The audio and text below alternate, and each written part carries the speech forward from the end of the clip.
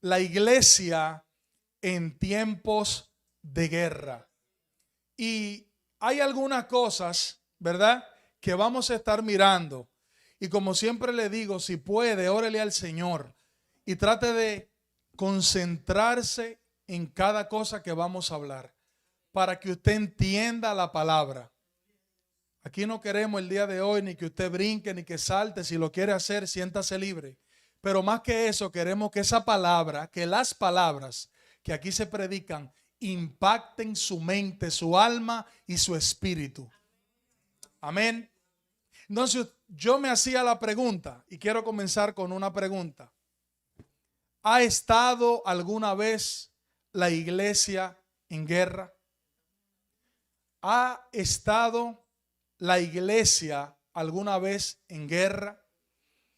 Y yo creo que lo correcto es ver qué dice la Biblia. Porque la historia de la iglesia se encuentra en la Biblia. Y específicamente los inicios de la iglesia está en la Biblia. Pero antes de nosotros entrar a la Biblia, yo quiero definir lo que significa guerra. Y la palabra guerra es una lucha armada, prolongada entre dos o más naciones, en la cual se producen diversas batallas. Otra definición es: guerra es el enfrentamiento directo de grupos armados, regulares o irregulares. Pero escuche esto que está dentro de la definición. Las guerras siempre tienen un objetivo determinado. Nunca se pelea por nada. Siempre se pelea por alguna razón, ya sea de intereses, ya sea de lo que sea, pero siempre hay un objetivo claro por lo que se está peleando. Y la guerra es la manifestación más violenta entre diferentes grupos humanos. No hay una forma más agresiva y violenta que el ser humano puede entrar que no sea la guerra. Es el nivel máximo. En la guerra, y usted lo va a ver, déjame, aleluya, ya me iba a aprender como dicen los ministros, pero todavía, gloria al Señor. No, espérese. ¿Por qué se generan los conflictos? Por intereses, por orgullo, por egoísmo, por codicia. Para las guerras, escuche bien, para las guerras o para ir a una guerra se necesita estar bien entrenado, bien fortalecido para poder tratar de sobrevivir en medio de ese conflicto. ¿Usted sabe por qué? Porque cuando dos personas, dos naciones o lo que usted quiera se meten en guerra, ambos tienen que tratar de vencer al enemigo. Porque si tú no lo vences, el enemigo te va a vencer a ti. Porque a la guerra se va sin misericordia. ¿Usted está aquí? Aleluya. En la guerra, escuche esto, no solo se pelea con fuerza, se pelea también con estrategias. Usted se fija que las naciones, por más poderosas que sean y por más armamento y ejército que tengan, no se van a pecho abierto a pelear con cualquier enemigo, por más insignificante que ellos lo consideren. Porque si el enemigo tiene una buena estrategia, puede derribar a un ejército sin importar lo grande que sea. Usted está aquí. La guerra o las guerras se pelean con armas, con fuego, con bombas nucleares, biológicas y todo lo demás. Las guerras producen muertes, dolor, sufrimiento, grandes pérdidas humanas, económicas, destrucción masiva. Y todo lo que yo estoy diciendo, yo quiero que usted lo agarre. Todo lo que estoy diciendo referente a la guerra, yo espero que usted se le quede en su mente para que usted pueda entender el mensaje. Recuerde que estamos hablando bajo el tema la iglesia en tiempos de guerra. Y luego de ver esas definiciones, vamos a ver entonces qué es la iglesia. La iglesia es una organización espiritual compuesta por seres humanos y está fundada, aleluya, sobre la persona de Cristo. Escuche bien, la iglesia es una organización espiritual formada por seres humanos y por seres espirituales, valga la redundancia, y divinos. La iglesia está fundada sobre Cristo, que es la roca, según Mateo 16:18. Y la iglesia está bajo la dirección del Espíritu Santo y tiene su centro de operaciones a la diestra del Padre. Aleluya. ¿Usted está aquí? La iglesia es una organización espiritual, y yo lo voy a repetir de nuevo, fundada sobre Cristo, que es la roca, la cabeza y el centro de la iglesia, y dirigida y guiada por el Espíritu Santo, y con su centro de operaciones a la diestra del Padre, donde está Cristo. Escuche bien, aleluya. La iglesia es una organización que tiene una función única aquí en la tierra donde nosotros estamos. Y de aquí para adelante la cosa se pone interesante. La misión de la iglesia no es defender a la nación en la que se encuentra. Escuche bien. La misión de la iglesia no es pelear con armas físicas. La misión de la iglesia no es hacer huelgas ni hacer protestas. No es detener los conflictos en el mundo en el que nosotros vivimos. La misión de la iglesia no es entrar en guerra entre sí una con otra. La iglesia no ha sido llamada a acaparar bienes, ni a acaparar armas, ni a preparar un ejército físicamente. La iglesia no ha sido llamada, gloria al Señor, a hacer que personas mueran dentro de sus cuatro paredes. ¿Usted está aquí? Aleluya. Pues diga amén. La iglesia tiene una misión muy bien definida en la tierra. Y le dije que las guerras tienen una misión y un objetivo muy determinado. Lo mismo pasa con la iglesia. La misión de la iglesia está muy clara en la palabra del Señor. Sí, santo. Nosotros estamos llamados, la iglesia está llamado a tener una vida de oración. Está llamada a buscar el rostro de Dios. La iglesia está llamada a santificarse. La iglesia está llamada a negarse a sus propios deseos. Está llamada a predicar la palabra de Dios. La iglesia está llamada a ser sal y luz en la tierra. La iglesia está llamada a ayudar a los necesitados. La iglesia está llamada a discipular, a formar, a preparar líderes y a enviarlos para que puedan cumplir con el mandato y la misión que les fue encomendada por Dios. Aleluya. La guerra en la iglesia. Y aquí vamos a comenzar a hablar de la iglesia y la guerra. La guerra en la iglesia es completamente distinta a todas las definiciones que yo di al inicio del mensaje.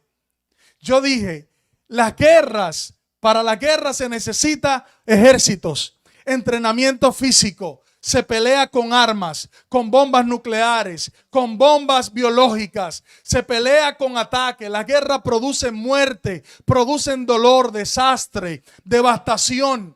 La guerra de la iglesia es totalmente diferente y sigue siendo guerra. Escuche bien, aleluya. En la guerra de la iglesia no se mata a nadie. Por el contrario, la iglesia está llamada a dar vida. Aleluya. En la guerra de la iglesia no se odia, se usa amor. En la guerra de Dios, aleluya, se nos manda a dar amor. ¿Sabe por qué? Porque el amor cubre multitud de pecados. En la guerra de Dios y el objetivo de la guerra de la iglesia es darle vida al que está muerto, es restaurar y levantar al que está caído. La guerra de la iglesia es buscar transformar a los menospreciados, a los débiles, para Dios convertirlo en fuertes y mostrar en ellos su gloria. Aleluya. En la guerra de la iglesia no se busca ser mejor ni más grande que nadie. No se quiere lo de uno, lo mío propio. Gloria al Señor. En la guerra de Dios, aleluya, aleluya, es totalmente distinta a lo que los seres humanos conocen como guerra. Y cuando usted estudia la historia y usted busca, usted entra al internet y usted busca cuáles han sido los más grandes conquistadores de toda la historia de la humanidad, usted se va a topar con personajes como Alejandro Magno, como Hitler, como Mao Zedong, como Stanley y como estos grandes emperadores y guerreros de toda la historia. Y usted se va a dar cuenta que todos ellos en sus grandes conquistas tuvieron que implementar los métodos humanos que describí al principio. La violencia, la muerte, el odio, el crimen, el egoísmo. Sin embargo, en la historia de la humanidad existió una persona que vino a implementar un método totalmente distinto. Gloria al Señor. Y cuando usted analiza la historia de los grandes emperadores, todos ellos y sus imperios hoy solamente son historia. Pero nuestro Jesús, aleluya, Jesús, que ha sido el más grande conquistador de toda la historia, nunca tuvo que usar un arma, nunca tuvo que usar el odio, nunca tuvo que usar sus deseos egoístas, nunca tuvo que influenciar a nadie, gloria al Señor, sino que el método que él vino a utilizar fue totalmente distinto. Y ese mismo método, gloria al Señor, es el que él le encomendó a la iglesia para que haga guerra. Gloria a Dios. Aleluya. Y usted me pregunta, si la iglesia no pelea con armas, si nosotros no metemos bombazos, si nosotros no andamos dándole palo a la gente, o por lo menos no estamos supuestos ni llamados a eso. Si no es así, entonces ¿cómo peleamos? Si no es así, ¿contra quién peleamos? Y la Biblia es muy clara y específica, porque dice que la guerra de la iglesia no es contra tu hermano, no es contra tu vecino, no es contra tu líder, no es contra tu pastor. Santo. La guerra de la iglesia es contra huestes espirituales de maldad, es contra principados, es contra el diablo. Gloria al Señor. ¿Usted está aquí? En la guerra de la iglesia no se violenta a nadie, pero aún así se nos han dado armas, pero armas espirituales. Coja su Biblia, anote lo que le voy a decir para que lo lea en su casa. Primera de Corintios 12 y Primera de Corintios capítulo 13. Y allí usted se va a topar con los dones espirituales. Y en el Primera de Corintios 13, usted se va a topar hablando del amor. Aleluya. Vaya y léalo en su casa. Y quiero que leamos una porción de la Biblia. Se encuentra en el libro de Hechos, capítulo 1, versículos del 1 al 5. Y después vamos a leer el versículo 8. Aleluya. Y recuerde que estamos hablando de la iglesia en tiempos de guerra. Aleluya. Y el libro de Hechos es el libro donde encontramos la narración del inicio de la iglesia. El libro de Hechos para muchos es considerado el quinto evangelio, porque es la continuación de lo que pasó después de la muerte y la resurrección de Cristo. Y ahí en Hechos capítulo 1 se narra un poco, y vamos a ver algunas cosas interesantes, de cómo inicia, cómo comienza lo que hoy nosotros conocemos como la iglesia. Y mira lo siguiente, dice, en el primer tratado, oh Teófilo, hablé acerca de todas las cosas que Jesús comenzó a hacer y a enseñar. Y para ponerlos un poquito en contexto, quien está escribiendo es el doctor Lucas. Y Lucas, cuando usted lee el libro de Lucas, usted se va a topar allá en el primer capítulo, si no me equivoco, que él también le escribe a este personaje llamado Teófilo. Y Lucas le está haciendo una narración de la vida de Jesús, de los milagros de Jesús, de lo que hizo Jesús, pero ahora comienza a narrarle en el libro de los Hechos lo que estaba pasando con los seguidores de Jesús. Y lo voy a leer de nuevo. Dice, en el primer tratado, eso fue en Lucas, en el libro de Lucas, oh Teófilo, hablé acerca de todas las cosas que Jesús comenzó a hacer y a enseñar hasta el día en que fue recibido, ¿dónde? Arriba, después de haber dado ¿qué? Mandamientos por el Espíritu Santo a los apóstoles que había escogido, a quienes también después de haber padecido se presentó vivo con muchas pruebas indubitables, apareciéndoseles durante 40 días y hablándoles acerca del reino de Dios. Y yo quiero que usted lo pare ahí, usted mire en el versículo 2, dice Jesús, después de haber dado mandamientos por el Espíritu, ¿qué? Santo a los apóstoles. Y se le apareció 40 días y estuvo hablándoles acerca del reino de Dios. Mira lo que dice el versículo 4. Y estando juntos, les mandó que no se fueran de Jerusalén, sino que esperaran, ¿el qué? La promesa del Padre, la cual les dijo, oísteis de mí. Aleluya.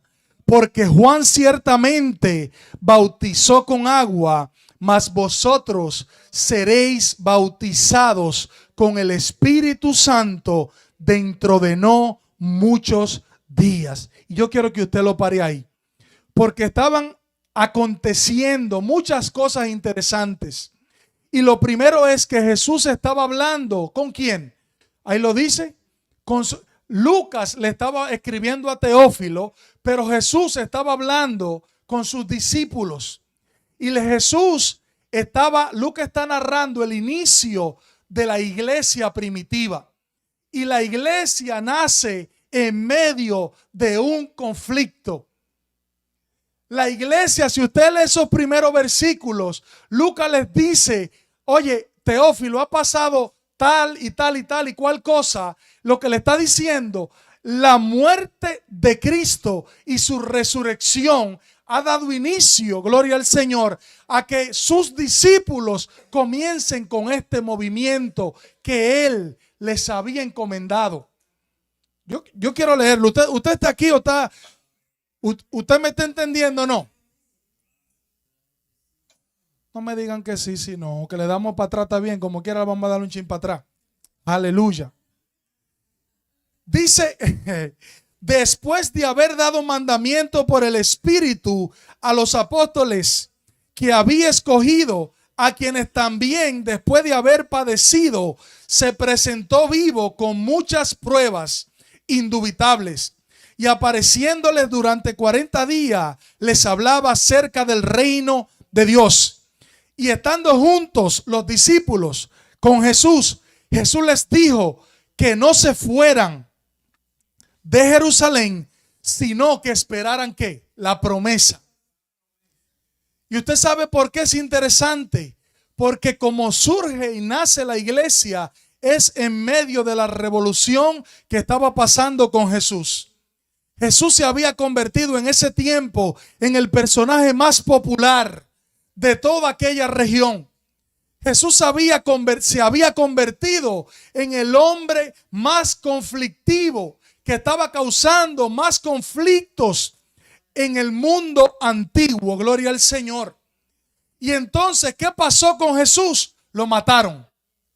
Pero ya él había anunciado que iba a resucitar al tercer día. Resucitó. Y dice la Biblia que cuando él resucita, entonces vuelve a reunirse con los hombres que habían caminado con él, que eran sus discípulos.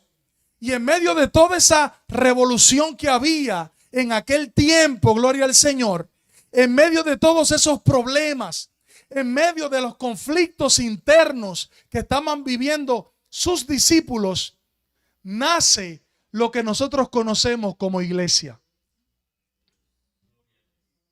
Y Jesús dice que él se aparece a sus discípulos por 40 días y comienza a darle mandamientos. Y les dice: no se muevan de Jerusalén hasta que ustedes reciban la promesa del Padre, que era el Espíritu Santo. Y lo principal que me llama la atención es que la iglesia fue fundada bajo una promesa. Escuche bien, la iglesia fue fundada y fundamentada en promesas. Y esa es una de ellas. Jesús les dice: no salgan hasta que no reciban el Espíritu Santo. ¿Por qué? Si usted se fija y lee los evangelios, le da un poquito para atrás a la historia, usted se va a dar cuenta específicamente en el momento que a Jesús lo fueron a apresar. Todos los que estaban con él salieron huyendo. Todos los que estaban con él lo abandonaron. Todos los que estaban ahí, Pedro le dijo: Señor, yo nunca te voy a negar. Siempre, mira, hasta la muerte yo voy a ir contigo. Aleluya. Pero cuando llegó la hora de la verdad, patica, ¿pa' qué te tengo? Pero usted sabe que es lo más sorprendente, que Jesús estaba consciente. ¿Por qué usted cree que Jesús le dijo a Pedro: Pedro, antes de que cante el gallo, a una hora más tarde tú me vas a negar, y me vas a negar 3 veces? Pero Jesús no se lo tomó personal. ¿Usted sabe por qué? Porque Jesús sabía que el ser humano por sí mismo no tiene la capacidad de mantenerse siéndole fiel a Dios con su propia fuerza. Y por esa razón, cuando resucita, gloria al Señor, y Lucas está describiendo la narración del inicio de la iglesia, Lucas, Dios resalta esa parte para enseñanza de nosotros. La iglesia, Dios la fundamenta bajo promesas. Y la primera promesa que se le da a ellos es que recibirían de Dios la promesa del Espíritu Santo. ¿Por qué? Porque como no tenemos las fuerzas humanas para hacer lo que Dios quiera, Dios sabía que teníamos necesidad de alguien divino, de la persona celestial, para que nos diera las herramientas necesarias, para que nos diera las fuerzas necesarias, para que nos diera la capacidad necesaria para nosotros poder mantenernos sirviéndole al Señor. Jesús sabía que si Él no enviaba a Dios, el Espíritu Santo, usted y yo no íbamos a estar aquí sirviéndole a Él. Los discípulos no iban a servirle a Él. La misión que Él les había encomendado a la iglesia no la iban a poder cumplir si no era por la promesa del Espíritu Santo. Aleluya. Gloria a Dios. Y Jesús, hablando con ellos, les dice: ciertamente Juan los bautizó con agua, pero vosotros dentro de no muchos días seréis bautizados, gloria al Señor, con el Espíritu Santo.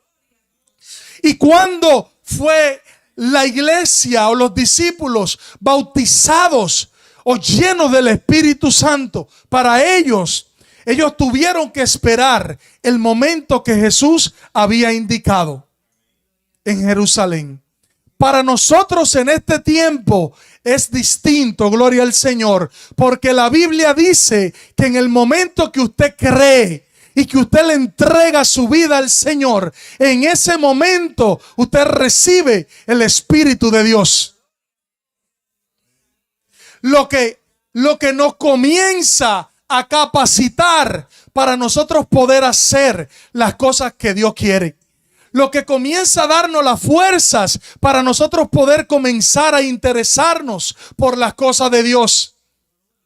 Ahora, sabemos que el recibir el Espíritu Santo es algo distinto, que eso hablaremos en otra ocasión, a lo que es la llenura del Espíritu Santo.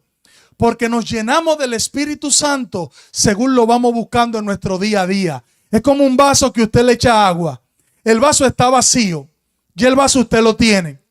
Pero le toca a usted y me toca a mí echarle agua a ese vaso para que se llene. Y según se va secando, nos toca a nosotros seguirle echando agua para que el vaso no se seque. Amén. Gloria al Señor. Y el verso clave de esa narración del inicio de la iglesia es el versículo 8. Aleluya. Porque Lucas dice lo que le dijo Jesús. Y le dice Jesús a los discípulos: ustedes recibirán poder cuando haya venido sobre vosotros el Espíritu Santo. Y mientras el Espíritu Santo no había llegado a la vida de los discípulos, ellos no podían ser testigos. Mientras el Espíritu Santo no ha llegado a la vida de nosotros, nosotros no podemos de que querer venir a la iglesia, de que tener deseo de adorar a Dios, tener deseo de predicar la palabra. Antes de recibir el Espíritu Santo, para ellos iba a ser imposible. Y por eso Jesús les dice: recibirán poder cuando haya venido sobre ustedes, o después que venga el Espíritu Santo. Y después de eso, ellos le iban a ser testigos. ¿Dónde? En Jerusalén, en Judea, en Samaria y hasta lo último de la tierra. Y yo no voy a hablar de eso porque este es otro tema, gloria al Señor. Pero lo que pasó en la vida de los discípulos es una de las mayores evidencias del poder de Dios. Porque usted ve hombres y mujeres que en unos capítulos anteriores estaban corriendo. Usted ve a Pedro que estaba negando a Jesús, que cuando le preguntan que si lo conoce, él dice: yo no sé quién es. Y todos salen corriendo y lo dejan solo. Y de repente en Hechos usted lo ve, gloria al Señor, parado en pie luego que recibe el Espíritu Santo, delante de la misma gente que mataron a Jesús. Y ahora Pedro comienza a hacerle un relato desde Abraham hasta Jesús. Y le dice: ustedes mataron a Cristo, Abraham, Moisés, y comienza a narrarle toda la historia que ellos ya conocían. Y usted sabe por qué Pedro tuvo esa gallardía, esa valentía de hacer eso. Porque recibió el poder de lo alto. Recibió el poder de la promesa, gloria al Señor. Y por esa razón, gloria a Dios, usted y yo el día de hoy, nosotros estamos aquí y venimos y predicamos y hablamos en el trabajo y le hablamos en la familia y predicamos en las redes, gloria al Señor. Porque tenemos el poder del Espíritu Santo.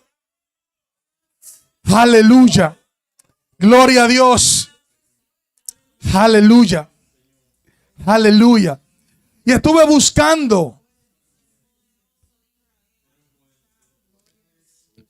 buscando y me topé con algo que me impactó mucho.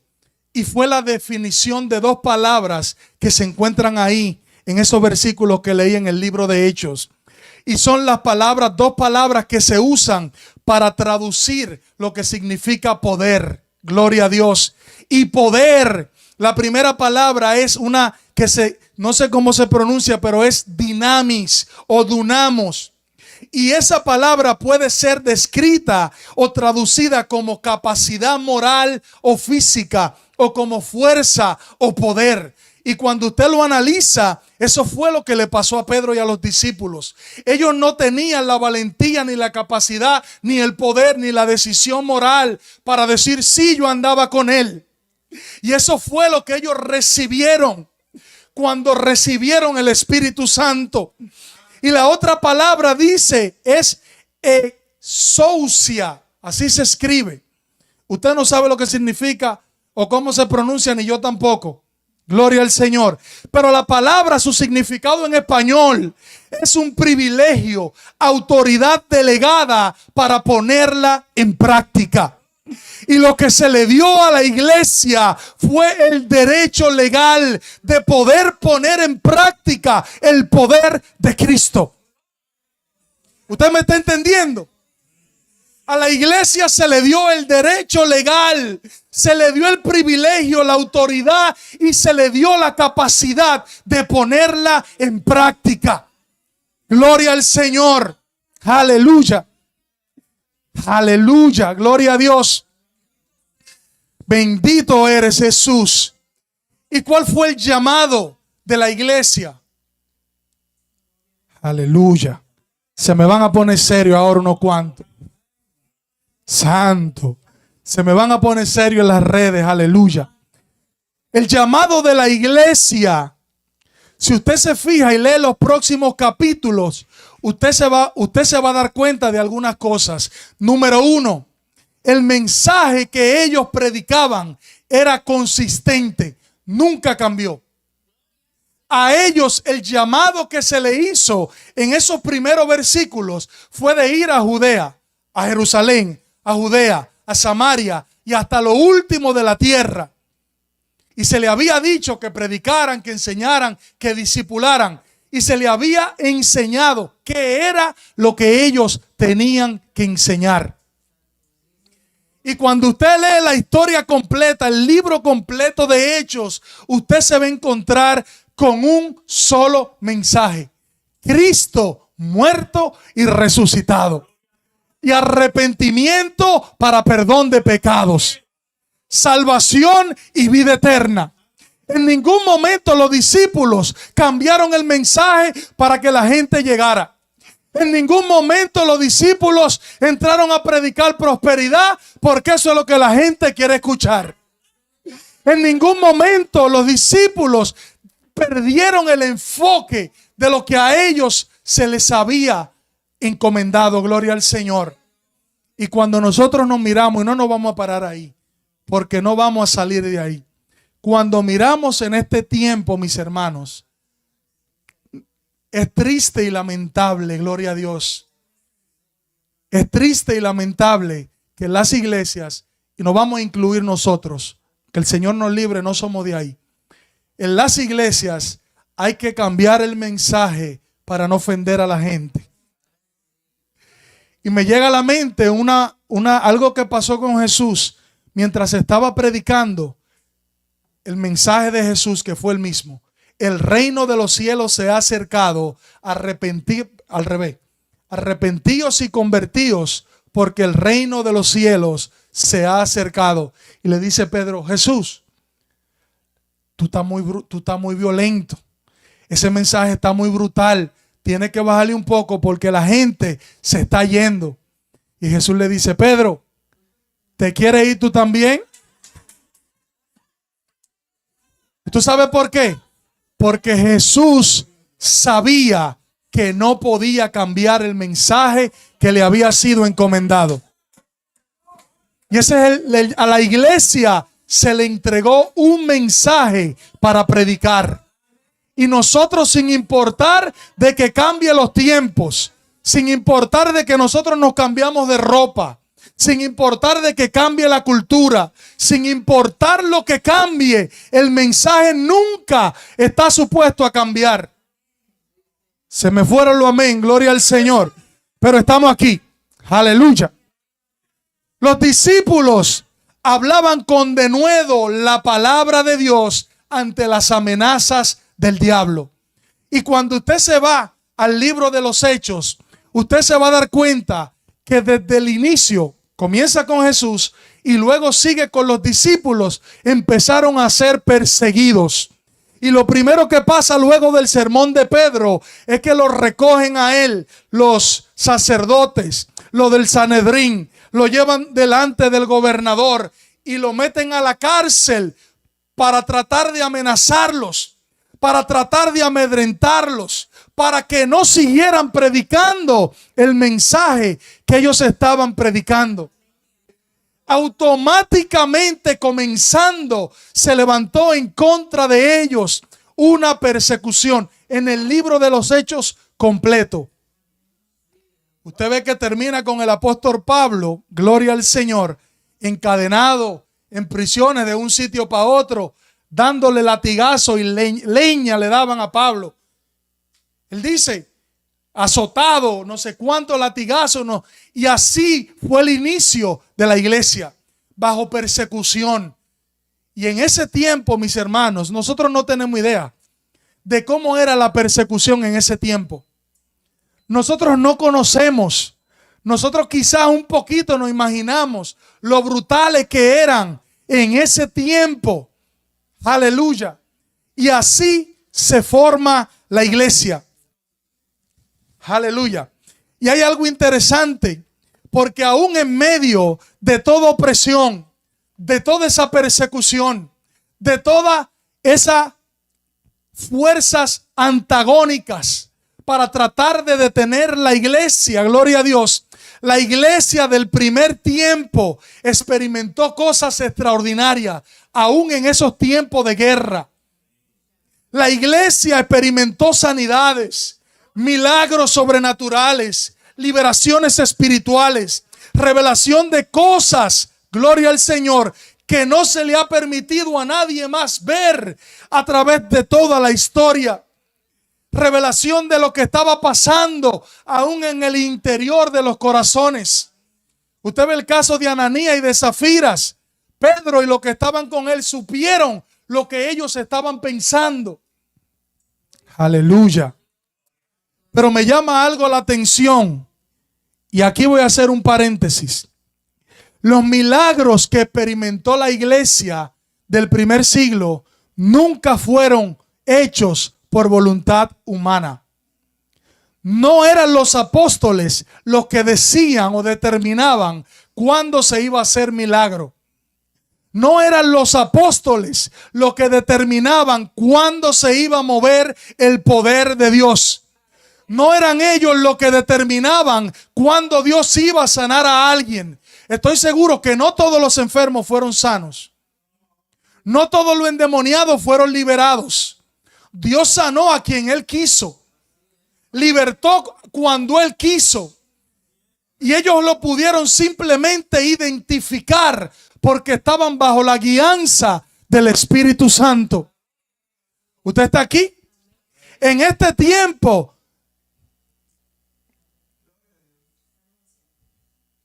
no soy yo el que determino cuándo Dios va a hacer un milagro aquí en esta congregación. No es usted, no es el pastor, no es el líder. Usted puede llamarlo como usted quiera, lunes, martes, miércoles de milagros, de sanidad. Usted puede llamar lo que usted quiera y como usted quiera. La Biblia enseña que la voluntad y el mover de Dios lo determina Él. Ellos tenían necesidad de que Dios operara de esa forma. Y yo sé que voy a perder a muchos, aleluya. Ustedes saben que son temas sensibles, pero la verdad y el mensaje no lo podemos cambiar. Los milagros aquí lo va a hacer Dios. No importa que usted ore o que usted no ore. Cuando Dios dijo que va a hacer un milagro, lo va a hacer. No tengo que estar yo, no tiene que estar usted, no tiene que estar el pastor, no hay que ponerle la mano a nadie. Usted puede estar sentado allá y allá lo agarra el poder de Dios y te sacude y hace lo que quiera contigo.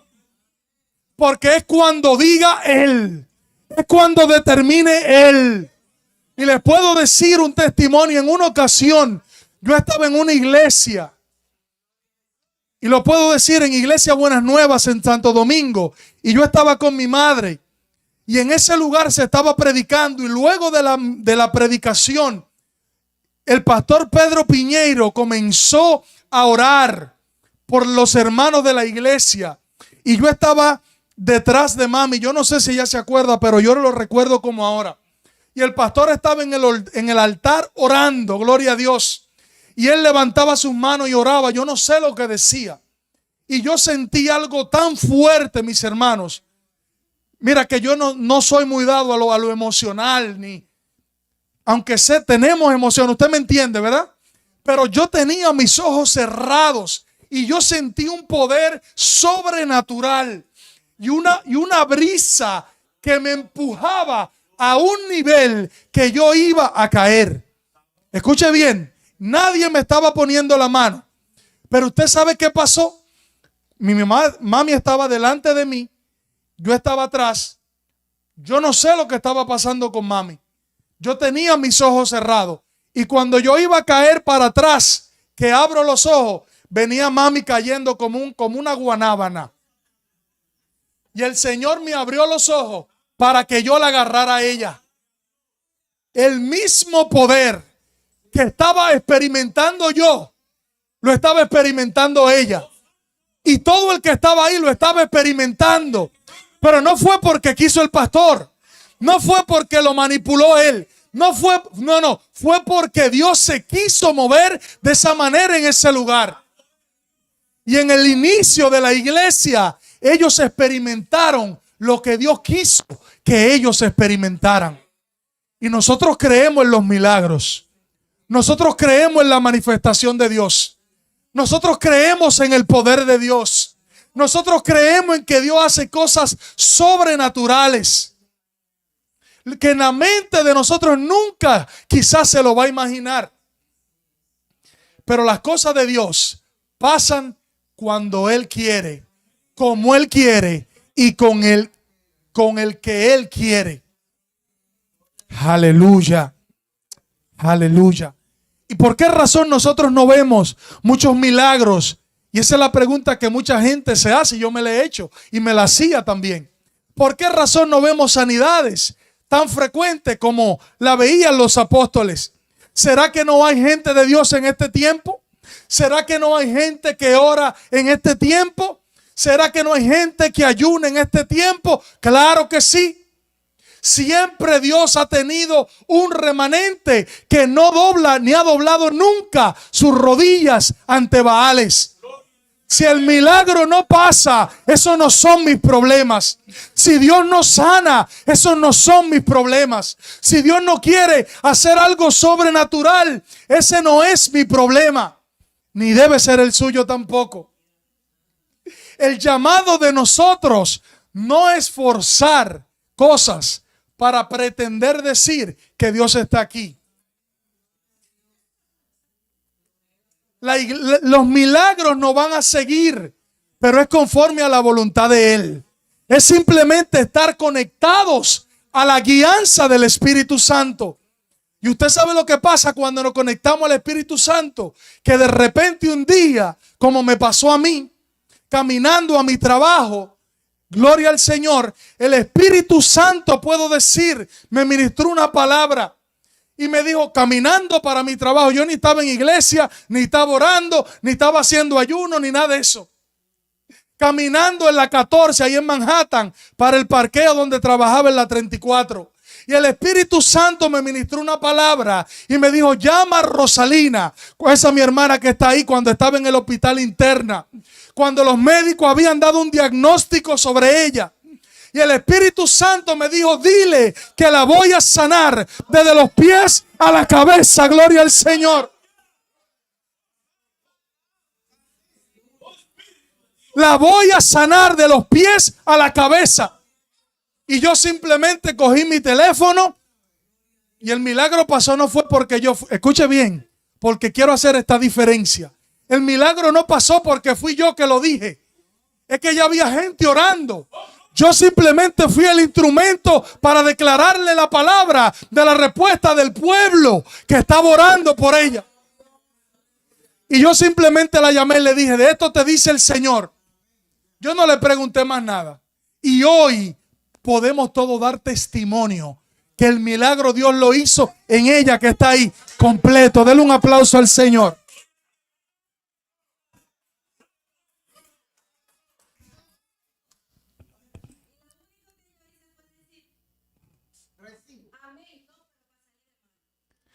Ella no lo creyó, pero aún así el milagro pasó.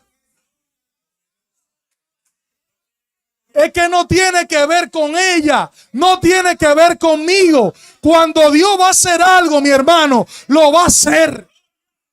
Cuando Dios tenga que levantar una burra, gloria al Señor.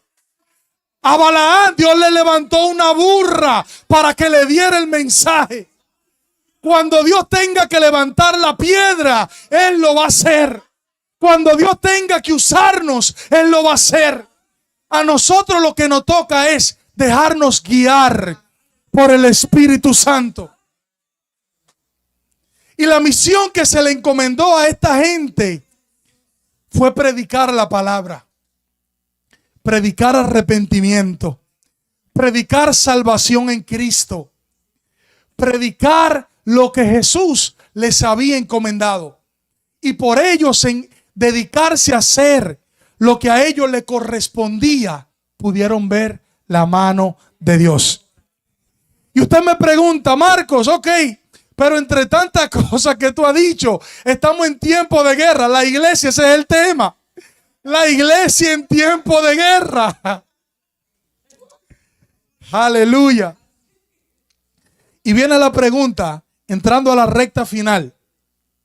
¿Cómo pelea la iglesia el día de hoy? ¿Y con quién pelea la iglesia el día de hoy? Porque a nosotros, en este lado del mundo, en Occidente, a nosotros no se nos persigue por ser cristianos. A nosotros no se nos está matando hasta ahora por ser cristianos. A nosotros no nos andan metiendo bombas en toda la iglesia donde nosotros estamos. A nosotros no nos prohíben hablar de Dios, aunque nos están comenzando a limitar, pero no nos lo prohíben. Entonces usted me dice, ¿y de qué guerra tú me estás hablando? Si nosotros estamos libres. Mira cómo estamos adorando al Señor, predicando la palabra tranquilo. ¿Cuál es la guerra de la iglesia el día de hoy? Aleluya. Aleluya. Aleluya. Y la guerra de nuestros días es distinta a la guerra del tiempo antiguo. A la iglesia del libro de los Hechos estaban siendo perseguidos, encarcelados. A muchos de ellos, a la mayoría, le costó su vida por el evangelio. Entonces, acabamos de decir cuál es la guerra de nosotros en este tiempo. Gloria al Señor. Y la guerra contra la iglesia es esta. El diablo a la iglesia de hoy, a nosotros, nos tiene distraídos, desenfocados, ocupados, afanados en las redes, en los celulares el día entero. Nos tiene seco. Escuche bien. Secos, indiferentes, apáticos, ciegos a la realidad espiritual. Wow.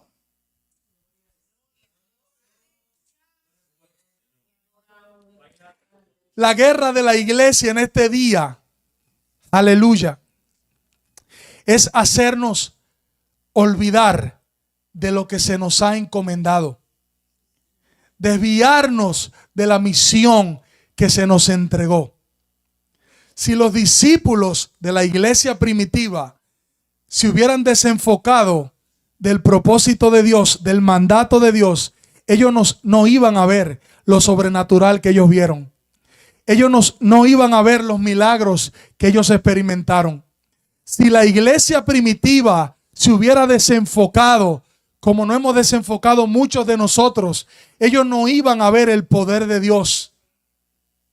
Ellos no iban a poder ser sal y luz.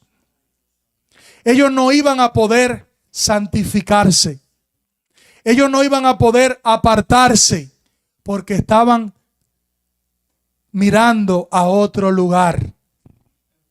Y nosotros en este tiempo, la iglesia en sentido general, muchos estamos ahí, secos, distraídos, afanados por hacer riquezas, descuidados totalmente del llamado de Dios para nosotros. Se nos ha olvidado, gloria al Señor, que a nosotros se nos ha llamado, aleluya, a hacer tesoros en el cielo, donde la polilla y el orín no corrompen. Se nos ha olvidado que a nosotros se nos ha llamado a hacer luz, se nos ha llamado a hacer sal, se nos ha olvidado a nosotros como iglesia, aleluya, que el llamado de nosotros es dar vida a los que están muertos, que es restaurar a los que están caídos, que es sanar a los que están enfermos. Y yo le dije al principio que la guerra no solo se pelea con fuerza, se pelea con estrategia.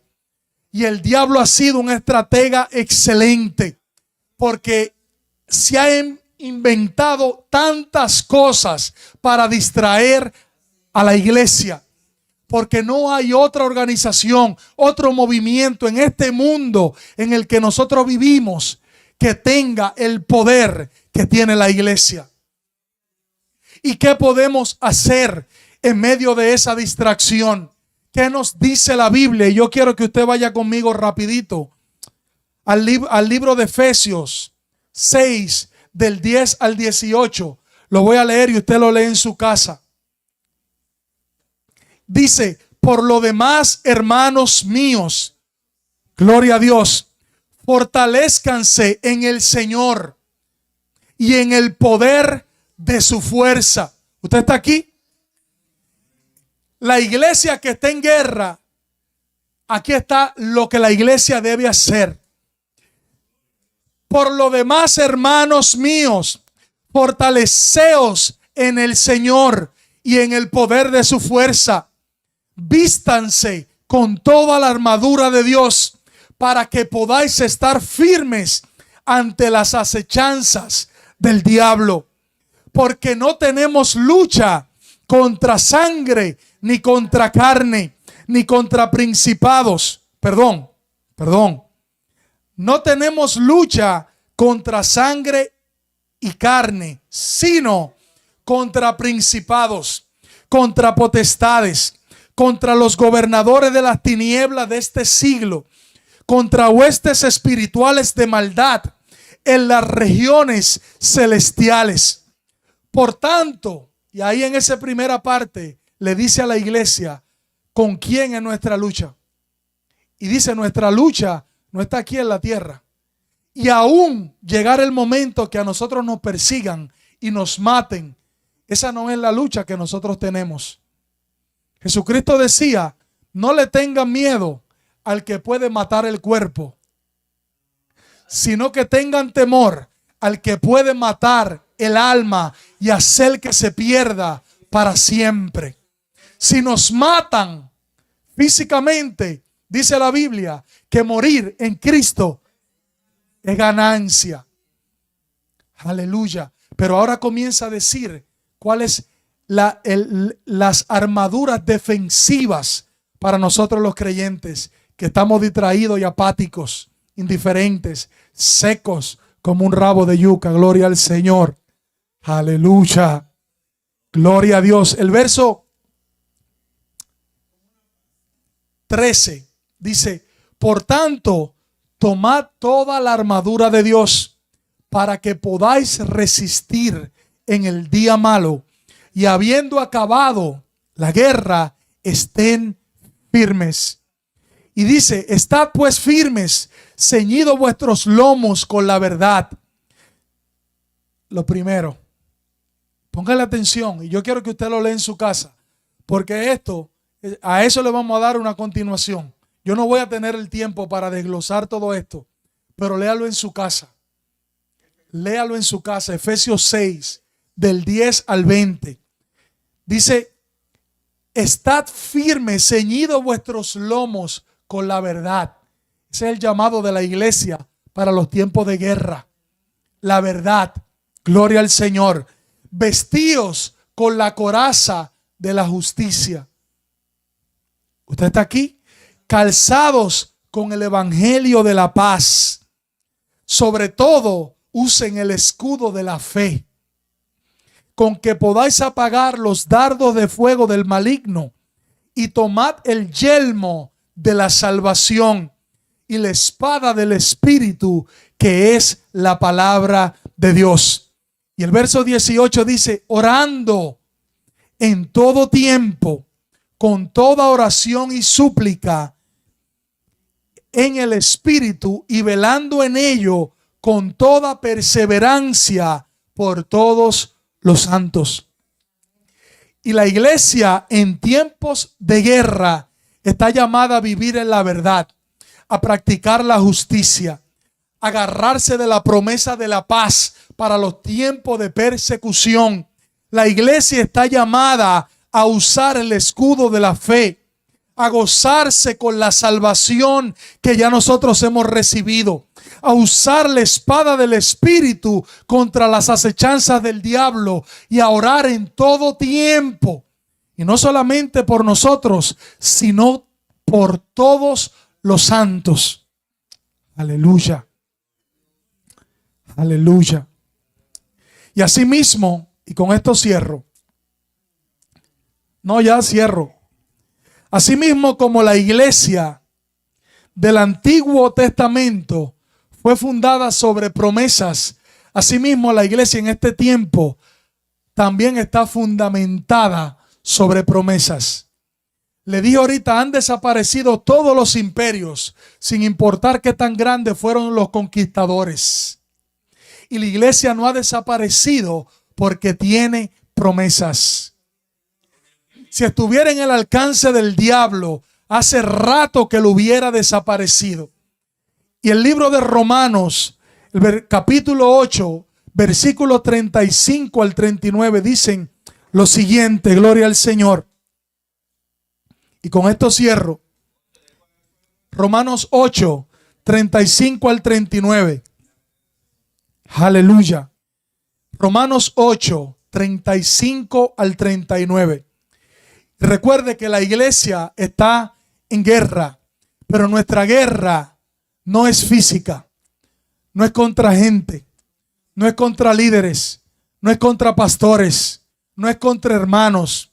Nuestra guerra y nuestra lucha no es con fuerzas, no es con bombas, aleluya, no es con armas. Nuestra guerra es espiritual, y las armas que tenemos son espirituales. Así que póngale atención a lo que Dios está hablando, para que no dejemos que el diablo nos distraiga, para que no dejemos que el diablo nos venza, para que no dejemos que las cosas y los afanes del mundo nos evitan, nos cohíban de ver el poder de Dios. ¿Usted sabe por qué? Porque aunque usted no se dé cuenta que está distraído, el diablo lo sabe. Aunque usted no entienda que usted está en guerra, el diablo está guerreando en contra de usted. Pero mira lo que dice, y quiero leer solamente esta promesa que es de la iglesia. Romanos 8, 35 al 39 dice: ¿quién nos separará del amor de Cristo? Tribulación, o angustia, o persecución, o hambre, o desnudez, o peligro, o espada. Como está escrito, por causa de ti somos muertos todo el tiempo. Somos como ovejas llevadas al matadero. Pero antes, gloria al Señor, de estas cosas somos más que vencedores por medio de aquel que nos amó. Gloria al Señor. Y dice: por lo cual estoy seguro que ni la muerte, ni la vida, gloria a Dios, ni ángeles, ni principados, ni potestades, ni lo presente, ni lo porvenir, ni lo alto, ni lo profundo, ni ninguna otra cosa creada nos podrán separar del amor de Dios que es en Cristo Jesús, Señor nuestro. Dele un aplauso al Señor. Aleluya. Denle un aplauso al Señor. ¿Usted sabe por qué? Porque aunque estamos, aleluya, gloria al Señor, aunque la iglesia esté en guerra, se le dio la promesa desde antes del inicio de que ni las puertas del infierno iban a prevalecer en contra de ella. Gloria al Señor. Póngase sobre sus pies y vamos a orar.